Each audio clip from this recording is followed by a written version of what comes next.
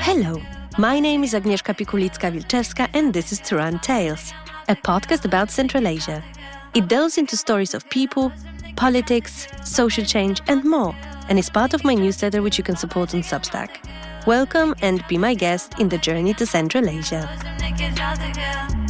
Hi listeners. The 2026 report by Human Rights Watch, published this February, is a gloomy read. In the introduction, Executive Director Philippe Bolopion writes that the global human rights system is in peril and directly links this to the pressure it faces under the leadership of none other than US President Donald Trump, as well as other authoritarian states, including China and Russia. To quote the introduction, the democratic wave that began over 50 years ago has given way to what scholars term a democratic recession. Democracy is now back to 1985 levels, according to some metrics, with 72% of the world's population living under autocracy. Russia and China are less free today than 20 years ago. And so is the United States. The introduction also notes that the Open Society Foundations, so the major donor of Human Rights Watch and other groups, have already been threatened by the US administration, and that a list of domestic terrorists, which will likely include many progressive groups, is now being prepared. The situation in the United States, of course, affects other countries, including those in Central Asia. Until recently, the US was widely seen as a champion of human rights. And while this has not always been the case, as the US has often applied double standards and committed grave abuses, some of which I have covered, the basic rules governing the international relations were relatively clear. This has now changed. We don't yet know what effect this shift will have on Central Asia, but it is fair to assume that we can expect a further erosion of human rights in the region. Central Asia was authoritarian even when the US actively tried to promote human rights and democracy around the world. Now, local authoritarian governments, many of whom cozy up to Trump, have effectively received a free hand to act as they wish. And for human rights, this can only mean bad news. This week, we will talk about human rights in Central Asia and how the shifting world order is affecting the situation in the region. Joining us is Mihra Rittmann, Senior Central Asia researcher at Human Rights Watch, who mainly focuses on Kazakhstan and Uzbekistan. Welcome to Turan Talks.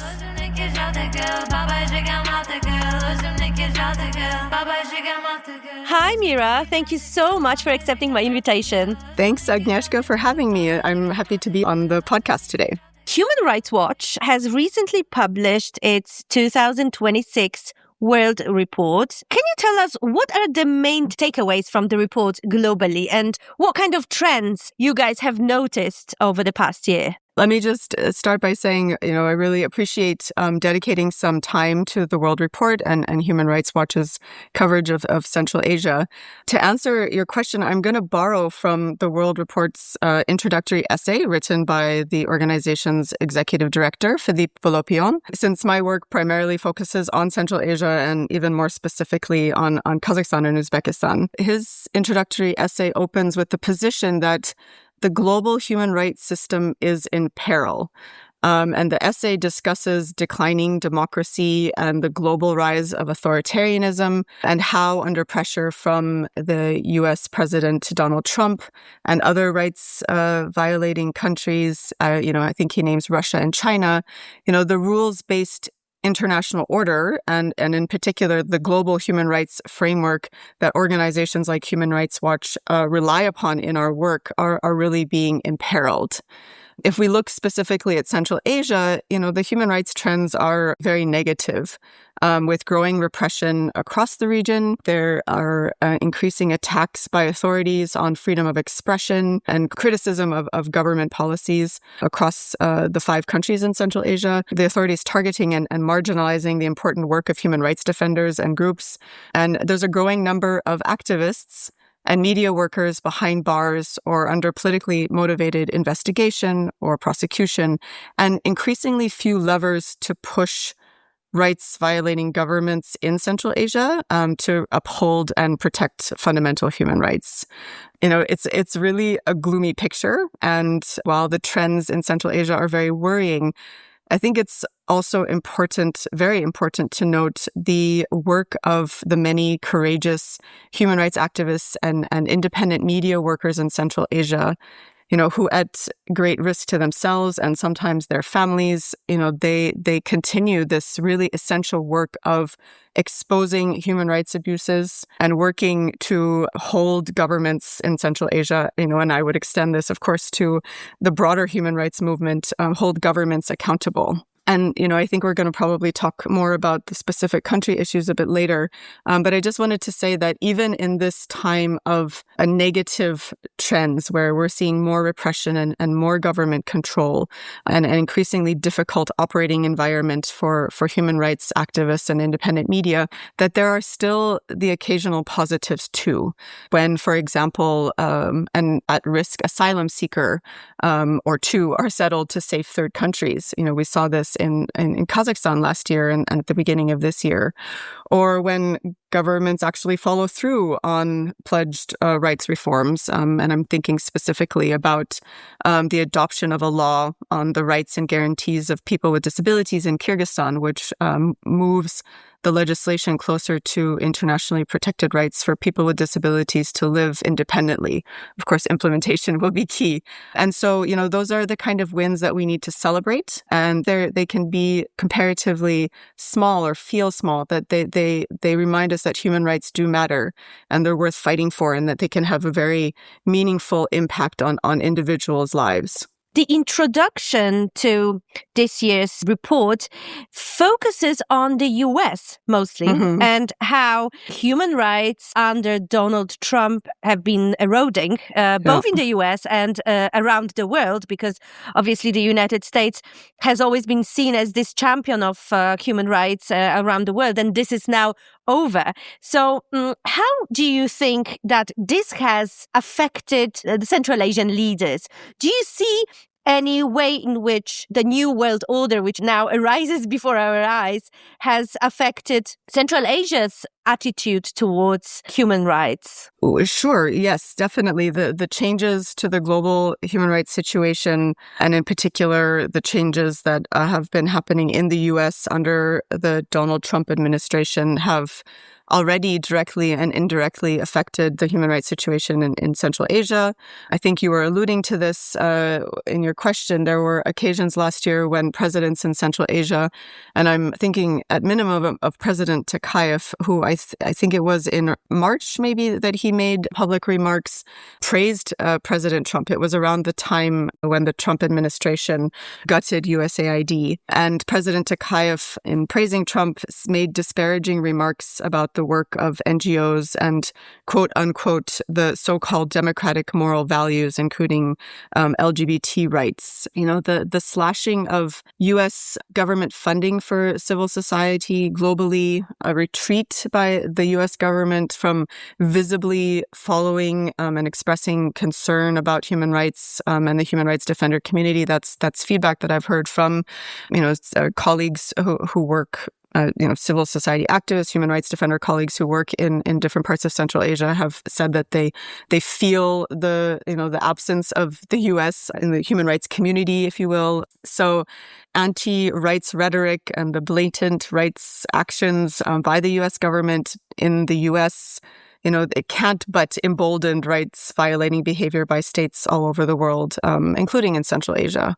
Human Rights Watch characterized the situation in the introductory essay again as a tipping point, that we're in a tipping point right now, and notes that President Trump's foreign policy has, quote unquote, upended the foundations of the rules-based order that seeks to advance democracy and human rights, even if imperfectly. And so, what kind of impact has that had? Will it have on Central Asia? The operating environment for human rights groups and rights activists in Central Asia, which was already hostile, is likely to become even more repressive. I think rights groups and defenders and independent journalists are assuming greater personal risk than they were before. There's less funding to support their important work. And with the turning away of the U.S. to human rights developments, there's probably a sense that authorities feel they can act with greater impunity. And it's really easy to feel demoralized by what's going on. And I think, like, if you do take a minute to look at the opening essay of this year's World Report chapter and focus, which focuses, of course, on the global downward trend and authoritarianism and what that means for human rights, there's also a moment of hope because in a moment like this, there's opportunities to rally together. It's not that all is lost. And people all over the world, including in Central Asia, are fighting back against government repression. And we can really take heart and follow the examples of our rights defender colleagues in Central Asia who are pushing back still. They are still monitoring, they're still working, they are still trying to push governments in Central Asia to change course and to really follow through on reform pledges. And so, that's in this moment when I think about the impact that the US is having on the world globally, when I look at what that means in terms of changes on the ground in Central Asia, I look to those defender colleagues and independent media that are still pursuing their work, even when they are, they're just taking on so much risk to themselves. Okay, so let's look at particular examples now. Which country would you would like to start with, maybe? You specialize in Kazakhstan and Uzbekistan, right? Mm-hmm. That's right. Okay, so maybe let's start with Kazakhstan, the country I'm in right now. So what has changed maybe in Kazakhstan over the last year? Or what sorts of processes you've noticed over the past year, 2025?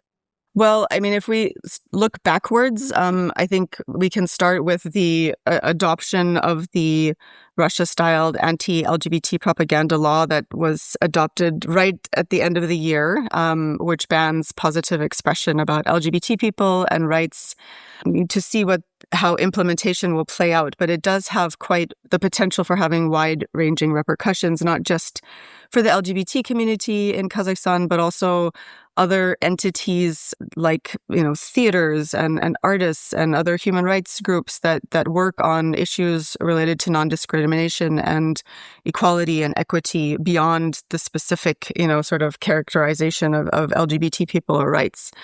You might recall, Agnieszka, that this is not the first time that Kazakhstan tried to pass legislation of this sort, but the previous attempts were unsuccessful. So it really does mark sort of a shift in Kazakhstan's human rights trajectory that such a blatantly discriminatory law was passed. And I think that in terms of the question that you asked before, the global shifts make it easier for a country like Kazakhstan to pass legislation like that. Another area of human rights where we saw a shift in Kazakhstan was increased restrictions on freedom of expression, where there's sort of more overt limitations on individuals and on independent reporting. So if we look back over the year, there was the case of Tamerlan Ensebek, who ran a satirical Instagram account. He was prosecuted and found guilty of inciting ethnic discord, and that's how the year started. His case was also marked by some individual single-person protests against what was happening and those people being rounded up. So, freedom of peaceful assembly is also a long-standing issue in Kazakhstan, but it just really put on display the sort of government intolerance for critical expression. And then, we saw other kinds of attacks on freedom. Can I stop you for a second? Sure. Because this is something that I've been really interested in. Why authoritarian leaders hate satire? Why is it so difficult to accept people having fun? And I think, looking back at Uzbekistan and, Kazakhstan, to the countries I've had experience with, I have a feeling that this creates a situation in which any, sarcasm or irony stops existing. It's no longer possible to be sarcastic or ironic. And I think this is the worst situation when a society can't really laugh at itself. So what is your opinion about that? Why do authoritarians pursue people who just want to have a laugh? Well, it goes to needing to exert control over the space for freedom of expression. It goes to the thin-skinned nature of leaders in charge who can't handle any kind of dissent. It's not limited to just satire and humor. The restrictions on freedom of expression and public displays or public facing expression of discontent are very, it's really limited across the region. You were speaking about Uzbekistan, another country that you know well. When President Mirziyoyev came to power, he talked, I think it was in 2020, about decriminalizing insult offense. I forget the other insult and slander, maybe making them civil offenses, and never followed through on that reform, right? And when we talk about insulting the president online now, there's this charge in Uzbekistan.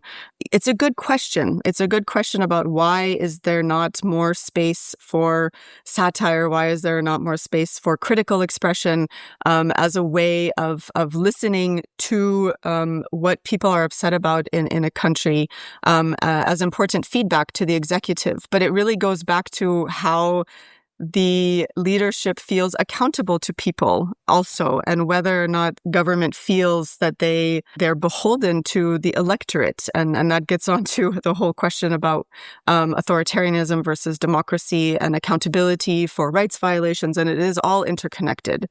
But certainly, this restrictions on freedom of expression that extend to satire, that extends to peaceful displays of discontent through peaceful protest, or even, if you think back to the banner that was held up during the Almaty Marathon some years ago, or the individual in Western Kazakhstan who held up a blank piece of paper, and the immediate response by authorities to shut these types of very peaceful protests down, it really goes back to a lack of tolerance for, a perceived threat, really, by the authorities as to what that expression of discontent could lead to.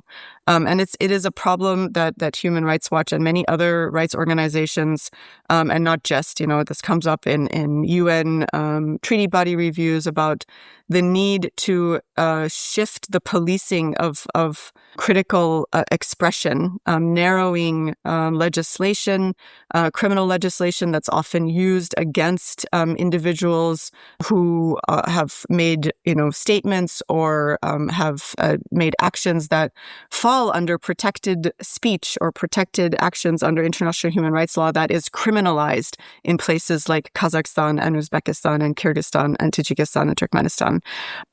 I can keep going on. There are more examples of individual cases, but I'll stop there. I think it is a marker of how authoritarian a country is, whether the administration, whether leadership and people in government can handle criticism and can handle satire, and the fact that it is not, it's increasingly difficult to imagine a space in Central Asia for those kinds of expressions is worrying and should worry all of us. Okay, so let's go back to Kazakhstan and particular examples that you wanted to discuss. So apart from satire, what else happened? Well, I just flag, I don't think we have time to really get into the nitty-gritty of all of these cases, but just to show that there were a number of events over the course of the year, ending, in December with the criminal investigation implicating staff at Orda KZ, where the offices were searched and staff were summoned for questioning. And I think that investigation is ongoing still. The Radio Azatlik colleagues who were denied accreditation, blocking of accounts for that we saw independent journalists speak about harassment. That's very common. I just wanted to highlight as one of the key areas for Kazakhstan, but it's true across Central Asia, is restrictions on freedom of expression. I'll just, I do want to take another minute to talk about two individuals. Whenever we talk about the human rights situation in Kazakhstan, I do think about Murad Jilanbayev, who's an opposition activist serving a 7-year prison sentence, and Duman Muhammad Karim, a journalist who's also serving 7-year prison sentence, unrelated trials, but the criminal charges were the same.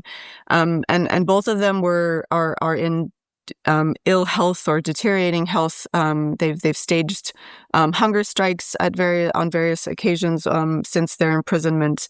They never committed violence. They never commissioned or instigated violence.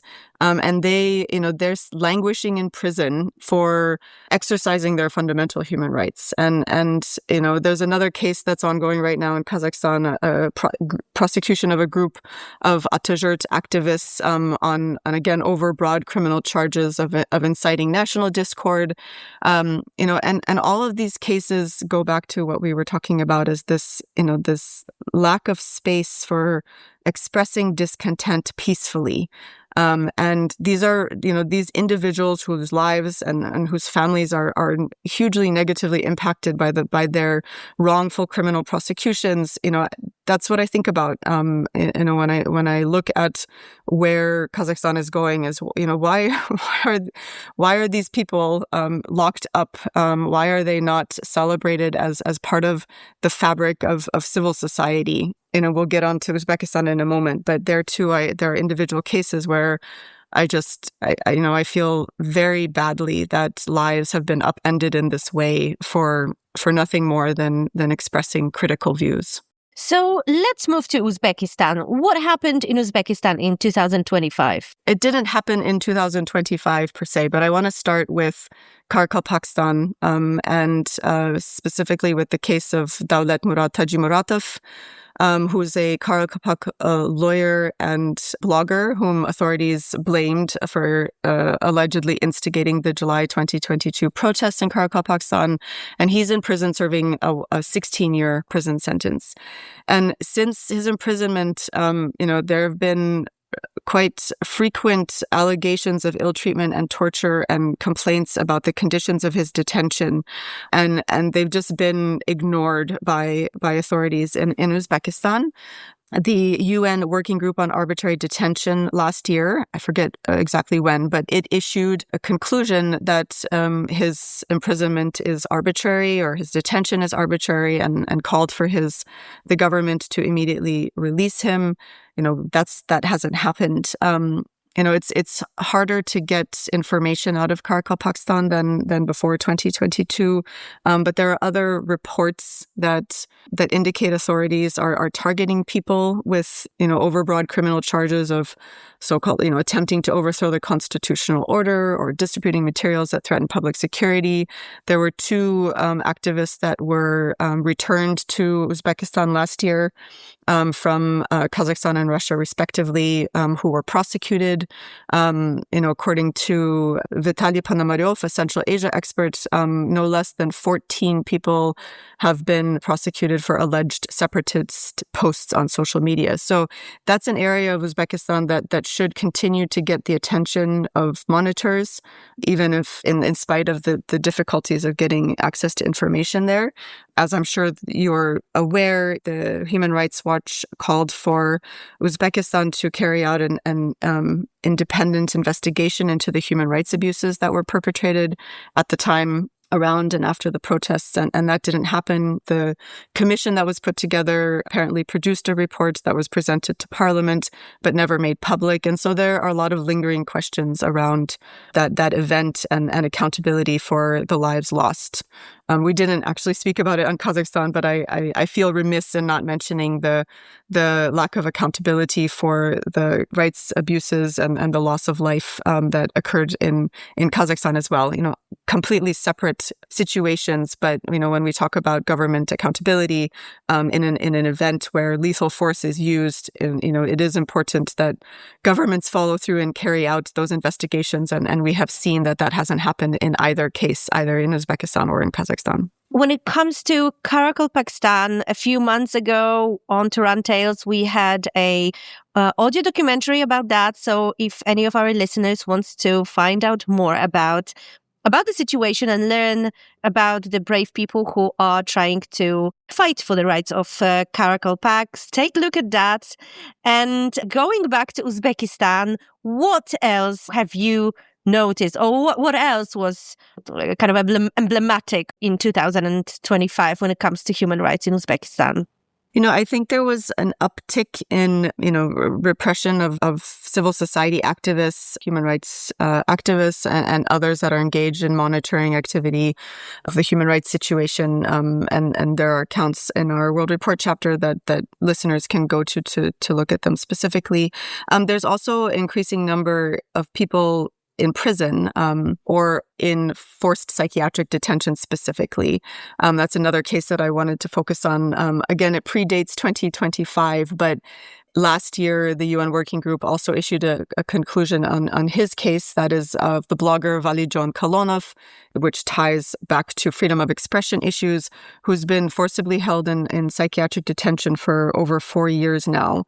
There's two activists, Dildora Hakimova and Nargiza Keldiorova, who were prosecuted in 2024 on dubious extortion charges. Dildora Hakimova is ill. And there was this time after President Mirziyoyev came to power initially where there was an opening in Uzbekistan.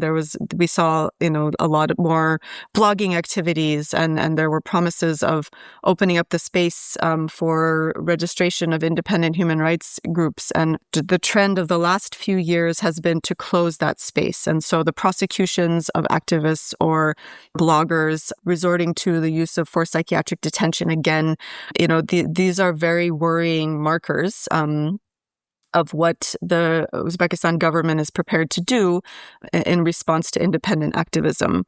There were attempts again last year to register human rights organizations that despite promises by authorities to facilitate that and streamline the process. Like in this particular case, they were blocked from even putting together the founding documents because at the level of the mahalla of not issuing those documents to be able to start the registration process, right? And, I think when we look at Uzbekistan, that it's a worrying trend. It's a negative trend. We're not seeing the reform agenda that President Mirziyoyev spoke about at the beginning of his tenure carried out to its completion. We're seeing backtracking there when it comes to key fundamental human rights like freedom of expression.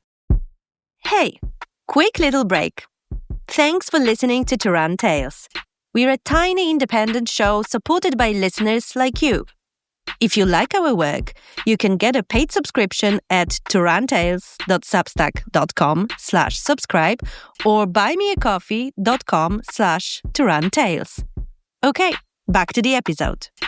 Now we've got Kyrgyzstan, which is probably one of the saddest examples of a country which was, well, maybe not democratic. It was on its way to democratize, which has unfortunately fallen back on those promises in the recent years. So what were the main issues here? I find myself talking about freedom of expression again because the prosecution of speech-related offenses in Kyrgyzstan has grown in scale again, sort of starting in 2024 throughout 2025. In 2025, authorities charged and convicted several journalists, media outlets, and a human rights defender for speech-related offenses. This goes back to when I think it was like 11 journalists that were tied to the investigative media outlet Tamirov Live were detained. And one of those journalists was prosecuted and in prison. And then there was the forced liquidation of the independent media outlet Klop, and then the continued targeting of its journalists and staff members in 2025. And I think it was September when there was a conviction of 4 of its former employees. Jomart Dulatov and Alexander Alexandrov were sentenced to 5 years in prison, and then 2 accountants to 3 years probation. But it's not just that there's these active cases against media outlets. It's also that there's restrictions of freedom of expression in law. And last year in Kyrgyzstan, we saw Parliament pass a law on mass media. which expands state control over independent media by requiring mandatory registration for media outlets and online platforms. And then there were also changes, amendments that were adopted to the Code of Offenses, penalizing the spread of false or unreliable news via mass media or the internet. And so, taken together, we've seen, again, a sort of closing of space, an attempt to rein in critical and independent reporting that marks sort of the shift that you were talking about of Kyrgyzstan being a country in Central Asia marked by that kind of critical expression, activists, journalists really asking the hard questions of government and expressing discontent, to where there's tightened legal control over the space for freedom of expression and targeted attacks on the most outspoken and independent news outlets in recent years. If we look at some positives in Kyrgyzstan, I think something that was really quite a big development last year that's worth mentioning is the land delineation between Kyrgyzstan and Tajikistan. You'll recall, and listeners will recall, that there were numerous border skirmishes in past years, as well as a more violent border conflict in 2022. And last year, they reached an agreement over the contested land border, which is a positive development and gives hope for peace in those border communities.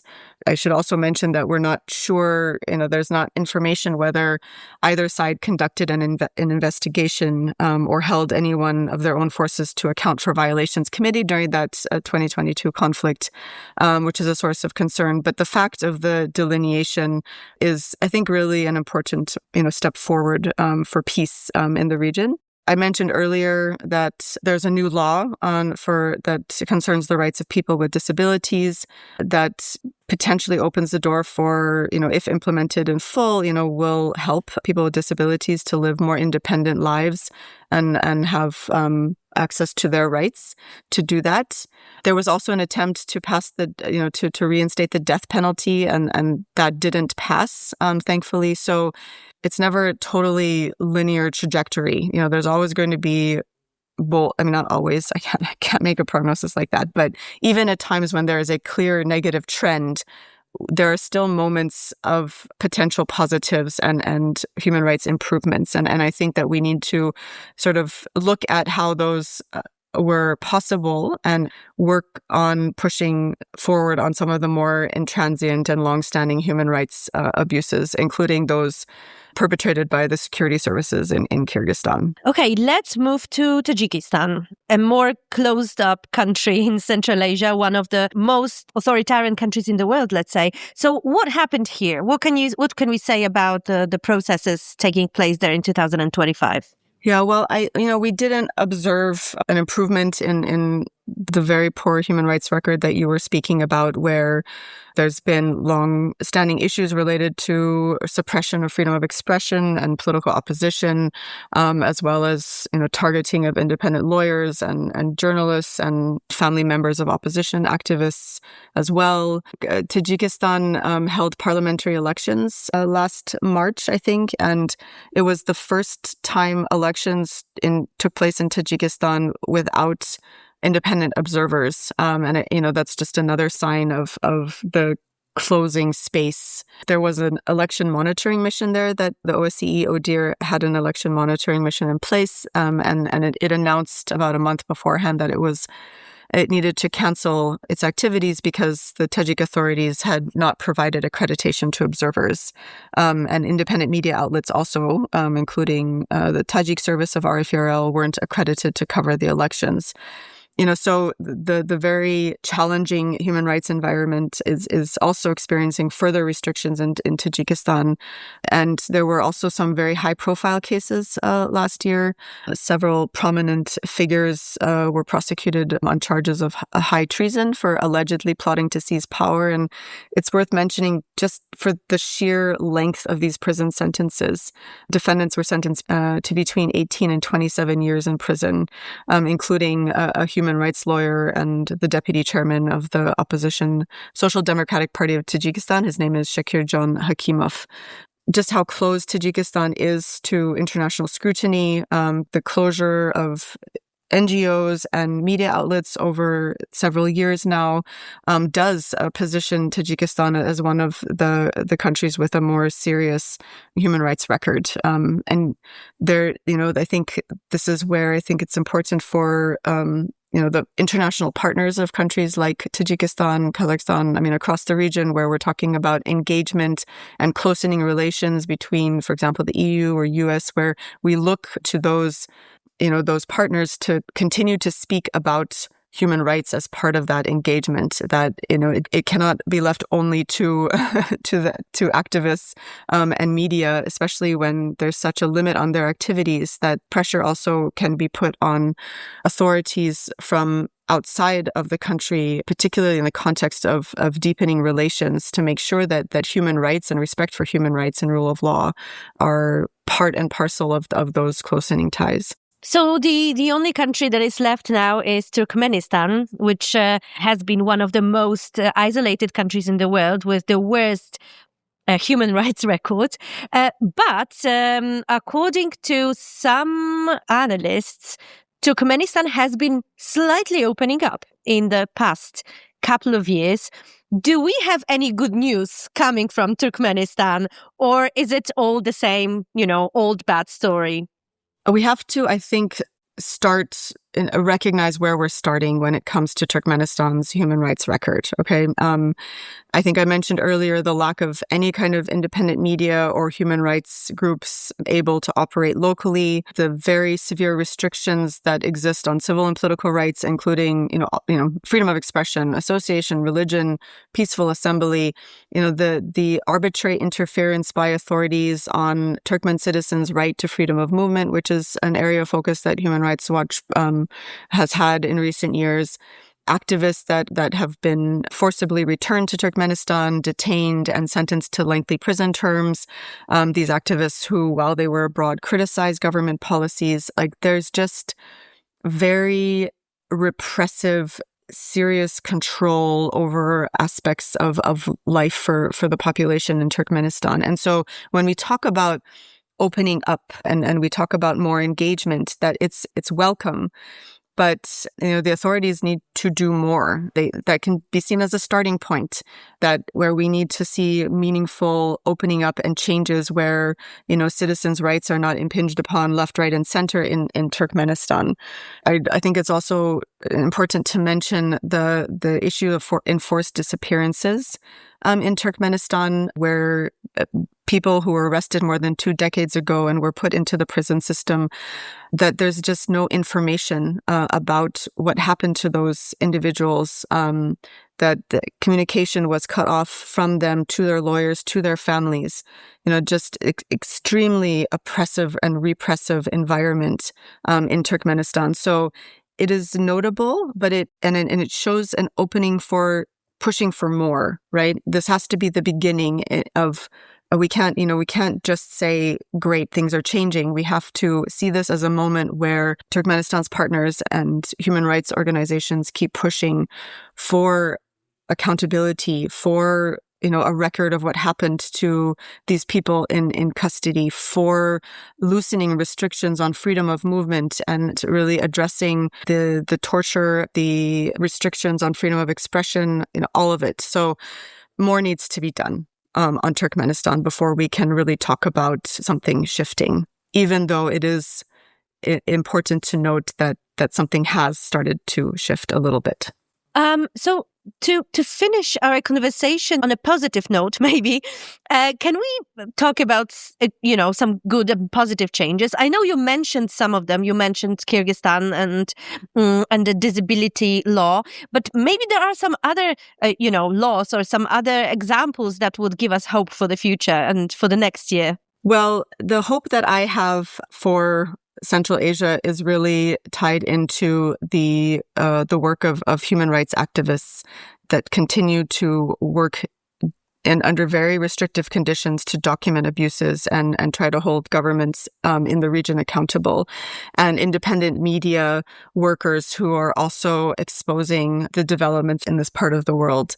I mean, I've worked at Human Rights Watch for a very long time on Central Asia, and change, there are individual cases that we celebrate, and there are occasional laws that are improvements, including this law on the people with disabilities in Kyrgyzstan that was adopted recently, where we might see some, the rare police officer go to prison after being prosecuted for torture.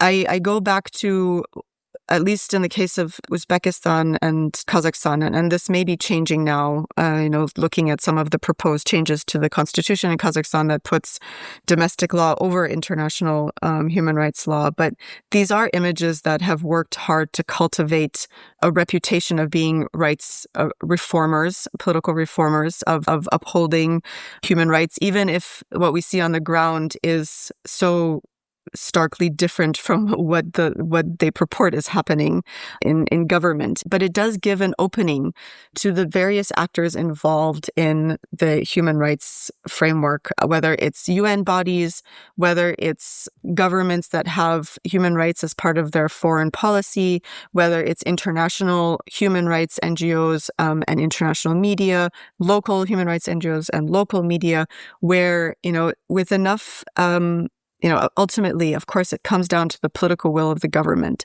But there are openings in Central Asia where moving the needle is possible. Maybe on an individual case where somebody is facing a 7-year prison sentence, but because of concerted attention to the case, that individual is not sent to prison, but is released on a probation or on a restricted sentence that is non-custodial. Those are also wins that have very real impacts for individuals, as well as more sort of at the legislative level, where we see changes to legislation that, if implemented, can offer more protections, human rights protections to people, whether it's the domestic violence law in Kazakhstan, where, battery and light bodily harm were recriminalized. Those, when there are shifts in the right direction, that's opening for all of the actors involved to keep pushing for more meaningful improvements in practice, and for those developments to be the start of continued pressure on the authorities in bilateral or multilateral engagements with governments to really hold leadership to their own proclamations of reform. And it is hard. The wins can be far and few between. And when you see some of the kinds of cases that we document across the region, it can be hard to stomach. Why are these horrific abuses happening? But, I'll go back to what I started saying, is that I look at colleagues in the human rights movement working diligently in the face of very serious restrictions, and take heart that there's a lot of fight left to try and compel and push governments to do better for their citizens and for the people who live in Central Asia. Thank you so much, Mihra. I hope that next time we talk, our conversation will be a little bit more optimistic. Thank you so much, and all the best to you. Thanks so much, Agnieszka.